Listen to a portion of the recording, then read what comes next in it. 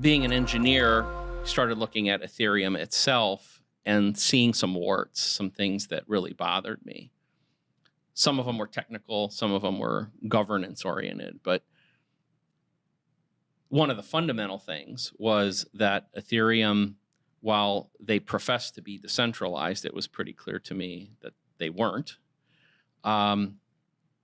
Another aspect of Ethereum was the complexity, like just this massively complex thing that I think a lot of engineers get all tingly about.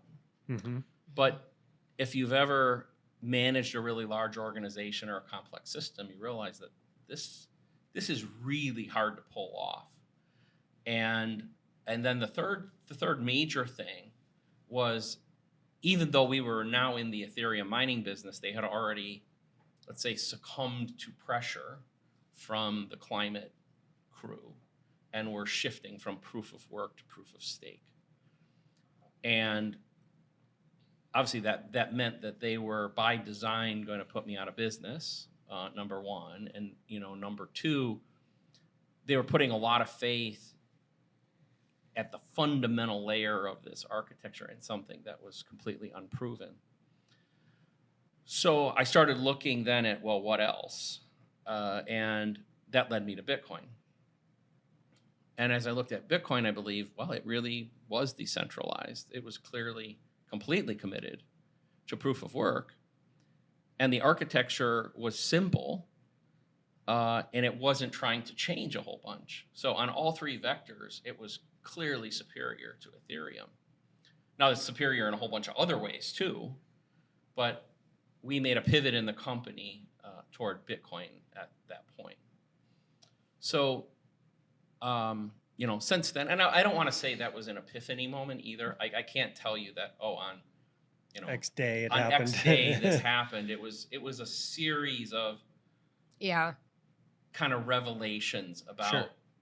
First about issues with Ethereum, and then in parallel, like a lot of people, I'm a technologist at the end of the day. So I admit to having some of the same, like, well, Bitcoin's there, but I'll fix it. I'll make it better. Or if it would only do this or that, wouldn't it be better? And then when you really put the energy in, you realize, no, you really can't. And so I think it requires a lot of humbleness. I think to ultimately become a Bitcoiner requires a lot of humbleness. In my case, probably being fooled twice: first by the fiat system, and second by Ethereum. So I had to admit two mistakes to fully embrace Bitcoin. Sure. But I think you have to be, if you're a technologist, I guess one of the things that you have to accept is failure, because you will fail. Mm-hmm. Elon Musk, maybe at least the most prominent living technologist, he's failed all kinds of times, right? Sure. Rockets blow up and things like that. But you have to learn from them and move forward. And I'm really glad you said that, because this is like part of the argument you hear on the Ethereum side. So move, or the move fast and break it argument. Like we just push it, break it, fix it, break it, fix it. I think, maybe that's fine from a technology perspective, but really short-sighted from a monetary perspective, because you could lose the faith of your community. And I think that's one of the things that's so outstanding about Bitcoin is how little changes have had to been made, and how few fixes have had to been made, how robust it was out of the gate. Yeah, that's really extraordinary, isn't it?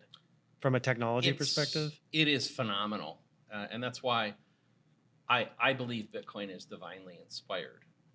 So I don't worship it. I don't recommend anybody worship it, but I believe, we could maybe talk about it later. There are reasons why I believe it's divinely inspired, but I think for all these things to come together, and Satoshi largely cobbled together things that had been, whether that was Adam Back or Nick Szabo or some of those sort of people. I mean, he cobbled a lot of that together, but he also, the glue that put it together, things like the difficulty adjustment, for instance, and the release the halving, like those are truly his creations. And some people would say they were discovered. Mhm. You know, I guess we could debate semantics there. But regardless, like I said, I believe they were divinely inspired. And when I look at them as a technologist, I am in awe of it. And sometimes that's why I get upset when I see people say, oh, Bitcoin's a speculative bubble, or there's nothing behind Bitcoin, or it doesn't do anything. We had lunch together and we talked about this paper that was written by the Fed a few weeks ago. Yeah. And they called it, you know, useless paper is how they referred to Bitcoin. And, you know, that's quite an oversight, if that's what they really believe, or just a flat out lie. If they've done their research, it's a flat out lie, or it's just a massive oversight. There was something else I wanted to tell you back from the earlier though. I think it's about failure. You know, failure. If you look at Bitcoin or Ethereum as software, which I think a lot of the development community looks at it that way, then, you know, I agree. That is probably the kind of the modern way to develop software. If you have a website or you have a piece of code and your ability to just kind of push updates, you know, but each of those updates, you know, using Bitcoin terms, is either, you know, a soft fork or a hard fork. And a lot of times there are hard forks that are involved. And as soon as you thrust hard forks upon the community, you've signaled that this thing that you're working on is not decentralized. Right. And, you know, to me, it's one of those fundamental tenets of a new monetary system being successful is to be decentralized. Because as soon as you have a head, it's going to get cut off as soon as the threat gets big enough. And for those that are less technical out there listening, the hard fork would be analogous to, you know, waking up in the morning and turning on your computer, and there's a message from Microsoft that says, you must update your operating system right now. Otherwise, your computer doesn't work anymore. You know, that's a hard fork. Right. A soft fork is, would you like to update to the latest version? That's essentially a soft fork. It's optional, right?